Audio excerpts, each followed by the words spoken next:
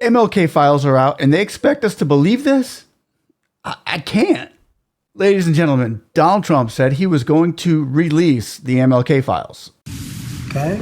Lastly, sir, we have an executive order ordering the declassification of files relating to the assassinations of President John F. Kennedy, Senator Robert F. Kennedy, and the Reverend Dr. Martin Luther King Jr. That's a big one, huh? A lot of people are waiting for this for years, for decades.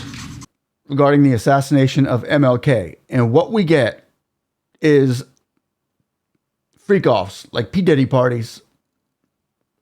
And we're supposed to believe that Martin Luther King was having freak-offs. I don't know if you're going to believe it. I can't bring myself to believe it. Now, I don't know if you believe it, if you read it, but I can't bring myself to believe it. I got it right here, and we're going to read it. We're going to go over the MLK file right now, just released from the CIA. It's been in the attic in top secret for what, 60 years, 70 years? Okay. Martin Luther King, the Martin Luther King Jr. What you're reading, what I'm reading here is the documents from the CIA that Trump just released. Let me know what you think about it. I'm just going to read it. Not saying I agree with it, but this is what the truthful information is supposed to be from the United States government. Okay, here we go.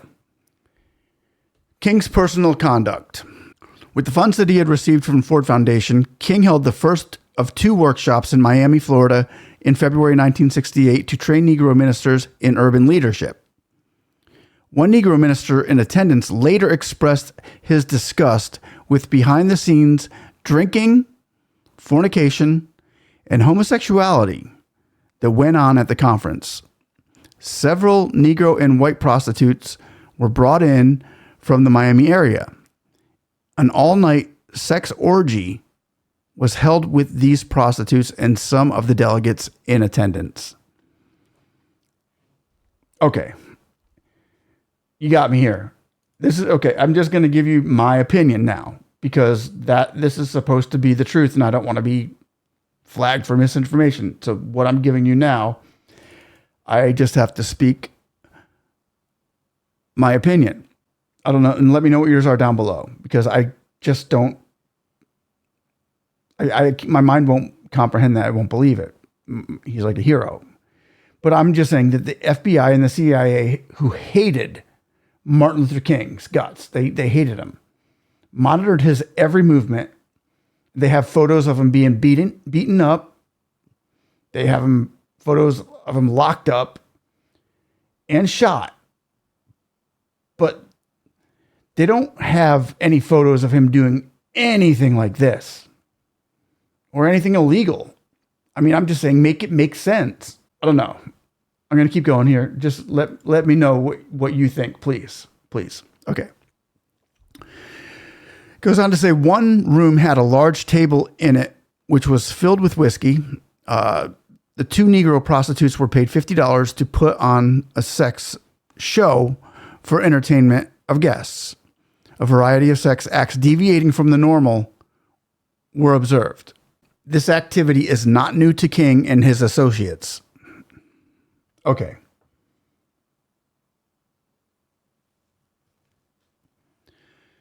As early as January 1964, King engaged in another 2-day drunken sex orgy in Washington, D.C. Many of those present engaged in sexual acts, natural as well as unnatural.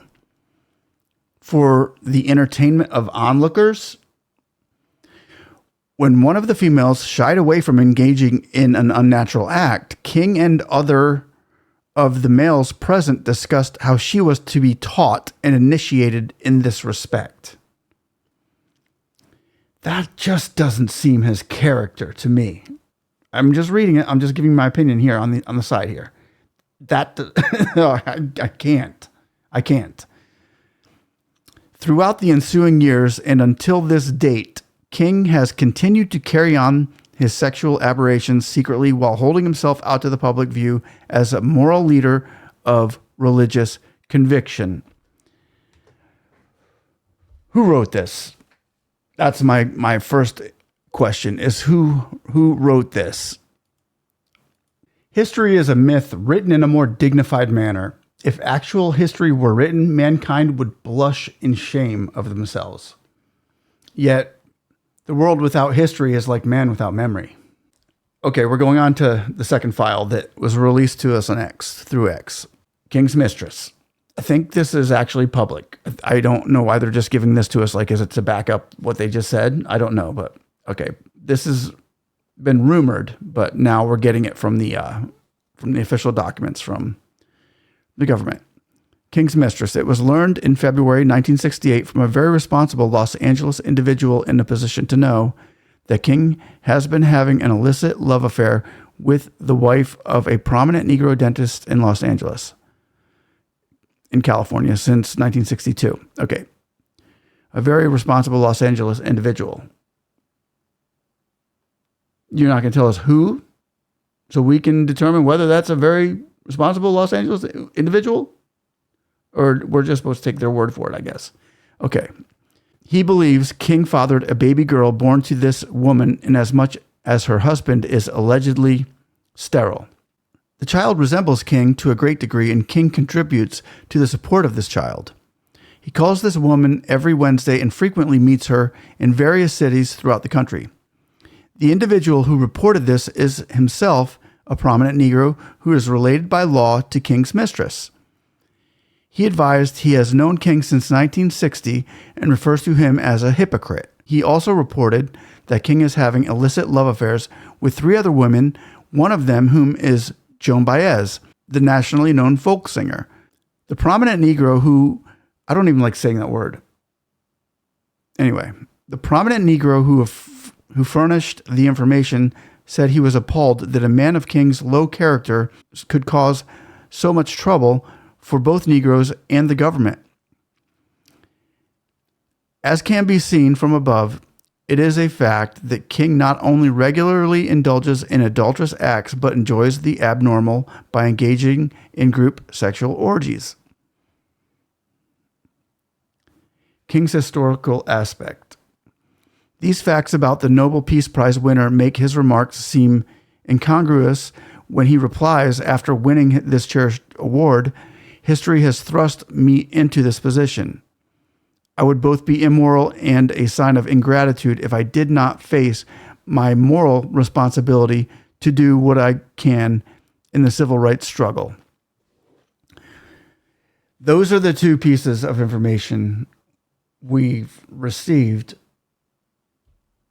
Just those 2. History is the intellectual form in which civilization renders account to itself of its past. Discerning history is dependent upon the life of the reader and their connection to the author, the culture, and the geographical persuasion of the historical event that's being told. If I read a Russian book about communism in Russia that was written by a communist in Russia, it would be much more different than reading an American book about communism in Russia. Who would know more about the Russian Communist Party and its goals than actual Marxists who were doing it? But we usually read books and hear news from our country's eyes, and it might not be wrong. It's just seen differently because it affects us differently.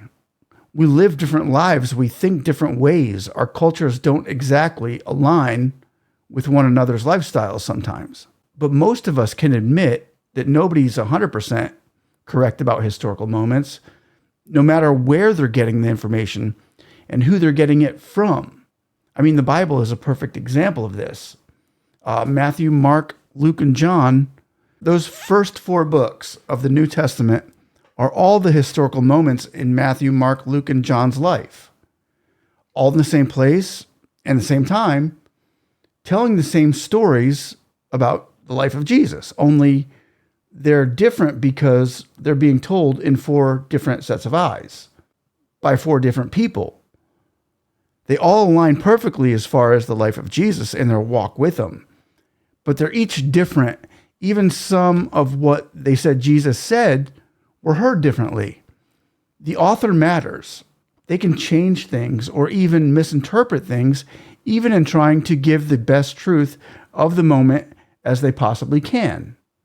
But when you're reading something from an author who hasn't really been truthful their whole lives on everything, an author that's shaped the narrative of society that they wish to create for their reader, you tend to throw off some red flags and question the authenticity of the text which they've presented to you as the truth.